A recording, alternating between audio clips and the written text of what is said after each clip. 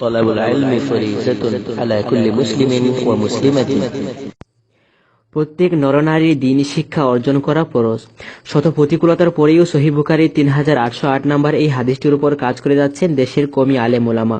এরই নমুনা হিসেবে উত্তর চট্টলার 28 কিলোমিটার উত্তরে ফটিকছড়ি উপজেলায় অবস্থিত বায়তুল করিম মহিলা মাদ্রাসা।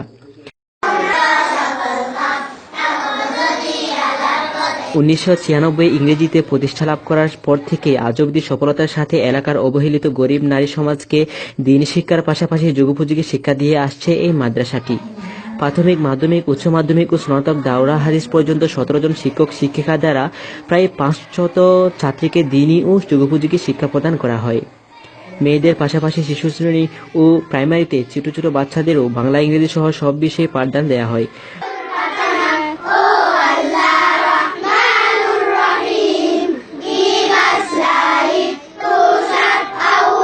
ছোটবেলা থেকেই নারী জাতি যেন শিক্ষিত জাতি হিসেবে গড়ে উঠে শিক্ষকরা সেই প্রচেষ্টাই করেন। যে সকল মেয়েদের পর্দা করা ফরজ হয়েছে তাদের জন্য রয়েছে পর্দার কঠোর ব্যবস্থা। পর্দার ব্যবস্থাপনার মাধ্যমে বুখারী, মুসলিম, তিরমিজির মতো বড় বড় কিতাবাদির দরজ দেয়া হয়। শিক্ষার মান যাচাই করতে এক পর্যায়ে আমরা কয়েকজন শিক্ষার্থীর সাথে কথা বলি। প্রশ্নের সাথে সাথে কোনো বিলম্ব ছাড়াই উত্তর দেয় ছোট ছোট বাচ্চাগুলো। সুপ্রিয় দর্শক মন্ডলী, আমরা এখন আছি একটি মাদ্রাসায়, বায়তুল করিম মহিলা মাদ্রাসা। তো আমরা এখানে দেখতে পাচ্ছি কয়েকজন ছোট ছোট ভাইয়েরা এবং আপুরা পড়াশোনা করছেন। পড়াশোনায় তারা অনেক বেশি ব্যস্ত। তো আমরা কয়েকজনের থেকে একটা প্রশ্ন করব, দেখি কে কি বলে। আচ্ছা, ঠিক আছে। তোমার নাম কি? ফারহানা। আচ্ছা আচ্ছা, কি তোমাদেরকে এখানে শুধু আরবি বিষয়ে পড়াশোনা করা হয় নাকি বাংলা, ইংরেজি, অন্যান্য বিষয়গুলো নিয়ে পড়াশোনা করা হয়? অর্থাৎ তোমাদের এখানে বাংলা, ইংরেজি, আরবি সব বিষয়ে পড়াশোনা করানো হয় না? আচ্ছা, ঠিক আছে। তো একটা কি ইংরেজি থেকে একটা কবিতা বলতে পারবে? আচ্ছা, বলতে দেখে শুনি। Allah is almighty, Allah সর্বশক্তিমান, Allah is kind, Allah দয়ালু, Allah is my Lord, Allah আমার প্রভু, Allah we are servants of Allah, আমরা আল্লাহর বান্দা। মুহাম্মদ সাল্লাল্লাহু আলাইহি ওয়াসাল্লাম is our prophet, মুহাম্মদ সাল্লাল্লাহু আলাইহি ওয়াসাল্লাম আমাদের রাসূল, is my leader, রাসূল আমাদের নেতা। ওয়াল ওয়ায়াত শিক্ষাতুল সর্বদা সত্য বলা। মাশাআল্লাহ মাশাআল্লাহ, অসংখ্য ধন্যবাদ তোমাকে। ভালো থেকে। হ্যাঁ,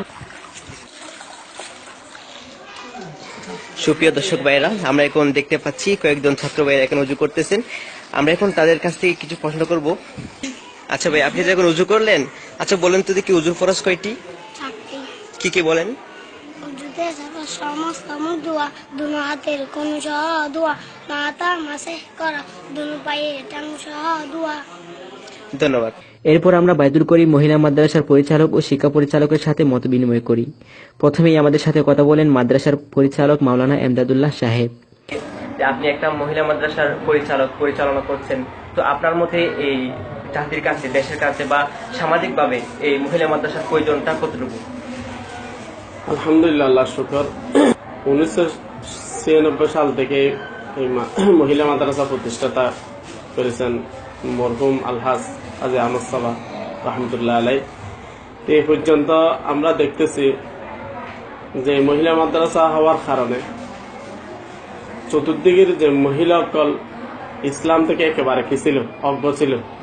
তারা সরাসরি ইসলাম কি জিনিস কোরআন এবং হাদিসের মাধ্যমে চিনতে পারতেছে এবং তারা কোন পথে চললে সঠিক পন্থা তারা অবলম্বন করতে পারবে এবং জান্নাতে হবে, কোন পথে চললে তারা জাহান্নামী হবে, এই জিনিসটা তারা আগে ওয়াজের মাধ্যমে শুনতে, এখন তারা কোরআন এবং হাদিসের সরাসরি পড়ে তারা কি করতে পারতেছে, জানতে পারতেছে, নিজের হায়াতটাই তারা দামি করতে পারতেছে। আদর্শ মা মানি আদর্শ জাতি। তো এখানে আমাদের আশেপাশে অনেক স্কুল, কলেজ, ভার্সিটি আছে। তো এর মধ্যে থেকে মহিলা মাদ্রাসার প্রয়োজনটা কতটুকু?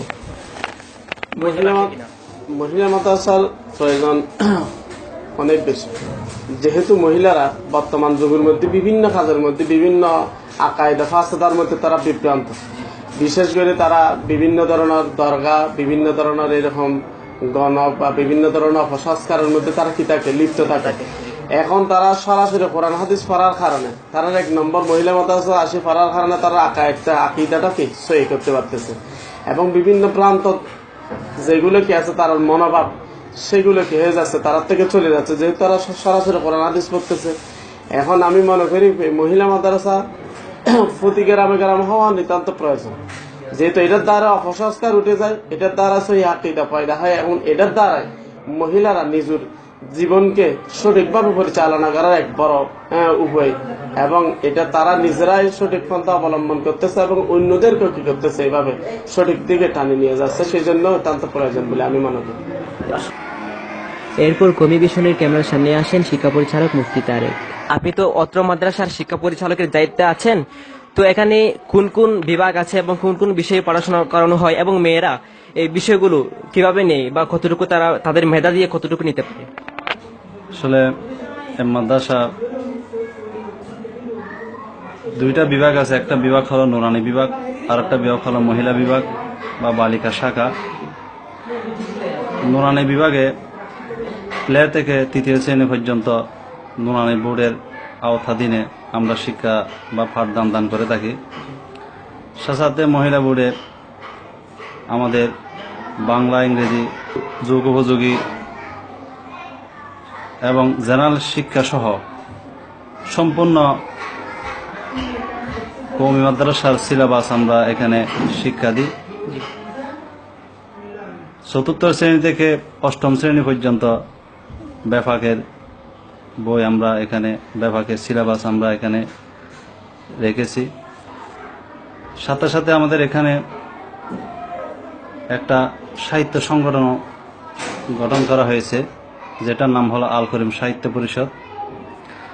এই আল করিম সাহিত্য পরিষদের মাধ্যমে আমরা মেয়েদেরকে সাহিত্য বিষয়ে মেয়েদেরকে আমরা শিক্ষা দান করে থাকি।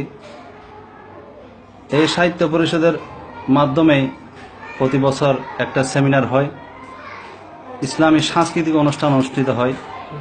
এই সাংস্কৃতিক অনুষ্ঠানের মাধ্যমে মেয়েরা কবিতা আবৃত্তি, কেরাত, হামদ, নাত এবং প্রবন্ধ, ইংরেজি বিষয়ে প্রবন্ধ প্রতিযোগিতা অনুষ্ঠিত হয়। এবং এই সাহিত্য পরিষদের মাধ্যমে আমরা মেয়েদেরকে ধর্মীয় শিক্ষার পাশাপাশি বর্তমানে যে আধুনিক শিক্ষার প্রয়োজন, এই প্রয়োজনীয়তা কিভাবে মেয়েদের মধ্যে আসে, মেয়েরা কিভাবে আধুনিক শিক্ষায় শিক্ষিত হয়, ধর্মীয় শিক্ষায় শিক্ষিত হয়, সম্পূর্ণ শরীয়তের পূর্ণ বিধান রক্ষা করে, পর্দা রক্ষা করে আমরা এই শিক্ষা দান করে থাকি।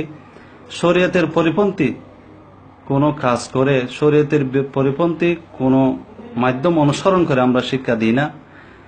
এখানে জাগতিক শিক্ষা আছে, ধর্মীয় শিক্ষা আছে, দুটো শিক্ষা আলহামদুলিল্লাহ আমরা 1996 সাল থেকে মাদ্রাসা প্রতিষ্ঠা লাভ করে 2016 সাল পর্যন্ত সুনামের সাথে আমরা এই শিক্ষা দান করে আসতেছি। এবং এই সাহিত্য পরিষদের মাধ্যমে গত কোরবানির সময় আমরা একটা সেমিনার করেছি। ওই সেমিনারে মেয়েরা যে সেমিনারে যে মাসালা মাসাইল নিয়ে সেমিনার করেছে, ওই সেমিনার আমরা পুস্তক আকারে ছাপিয়েছি, যেটার নাম হলো কোরবানি ইতিহাস, তাৎপর্য ও মাসাইল। এবং সাথে সাথে গত রমজানে আমরা একটা সেমিনার করেছি রমজানে মাসালা মাসাইল নিয়ে, আল করিম সাহিত্য পরিষদের উদ্যোগে। ওই মাসালা মাসাইল নিয়ে যে মেয়েরা যে মাসাইল নিয়ে মুবাহাসা করেছে, এগুলো আমরা পুস্তিকা আকারে ছাপিয়েছি। এবং সাথে সাথে আশুরা সম্পর্কে একটা পুস্তিকা আমাদের কাজ চলতেছে, ইনশাআল্লাহ অতি শীঘ্রই এটা মাদ্রাসা থেকে ছাপানো হবে। তো আরেকটি প্রশ্ন করা হয়েছিল আপনাকে, যে মেয়েরা যে পাঠ্যপুস্তকগুলো পড়তেছে, যে বিষয়গুলো নিয়ে পড়াশোনা করছে, তো এই বিষয়গুলো নিয়ে পড়তে গিয়ে মেয়েরা সমাজের কল্যাণে, সমাজের কাছে কতটুকু এগিয়ে যাচ্ছে বা কতটুকু তারা তাদের অবস্থান ধরে নিতে পারছে? অনেকে মনে করে মহিলারা সমাজের জন্য বোঝা। আসলে একটা মহিলা একটা মা জাতি দিতে পারে, একটা সমাজকে উন্নয়ন করতে পারে। একটা মহিলা একটা পরিবারকে ধর্মীয় শিক্ষায় শিক্ষিত করতে পারে, সুন্দর করতে পারে। আমাদের মেয়েরা আলহামদুলিল্লাহ উভয় শিক্ষা অর্জন করে সমাজের মধ্যে আজকে মেয়েরা, অন্যান্য মেয়েরা যে সমস্ত মেয়েরা আজকে ইসলামী শিক্ষা থেকে দূরে, জাগতিক শিক্ষা নিয়ে ব্যস্ত, ইসলাম সম্পর্কে অজ্ঞ, এই সমস্ত মেয়েরা এখান থেকে বের হয়ে সমাজকে সুন্দর করতেছে। সাথে সাথে সমাজে যে সমস্ত মেয়েরা ভ্রান্ত আকিদা নিয়ে, মতবাদ নিয়ে, ভ্রান্ত বিশ্বাস নিয়ে তারা বসবাস করতেছে।